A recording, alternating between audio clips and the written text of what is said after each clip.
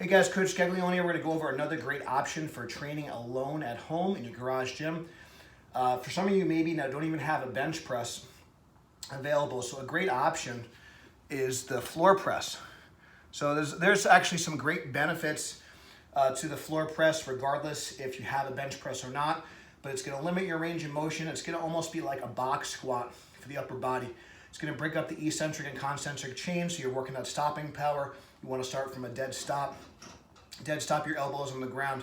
If you have any pec or shoulder issues, it's also going to limit the amount of range of motion you use and typically be a little bit more tricep dominant. So a couple of different things that you can do here. If I have some sort of kind of rack that has safety pins like this, I can certainly use it. Typically, we're going to use a little bit of a closer grip and have our legs straight out in front of us. If you do have some lower back issues and you want to keep your legs bent, just don't use any leg drive, that's fine. I'll typically put my pinkies on the rings, retract my shoulder blades. You might want to put a mat or a yoga mat under your back. I'm going to drag the bar out, just like I would a normal bench press. Let the weight settle for a second. Pause for a 1 to 3 count. I don't want to completely relax my body on the floor. Think of the cloud technique, just like with a box squat.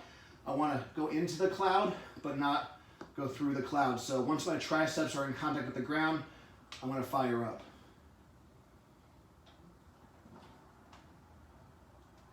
So that's the floor press. What's nice about this, if I do miss, there's no chance of me really hurting myself or neck. I can just kind of roll the weight. If I miss, I can just kind of roll the weight off me like this. If I don't have a bench, I could also just kind of hip thrust the weight in position like that. Again, it may not work for super heavy weights, but if I want to just, again, hip thrust the weight in position, or I can get somebody to hand off the weight for me, have a box. A lot of great options for the floor press. And what's nice, again, you can train it as a max effort movement without any fear of really hurting yourself like a normal bench press.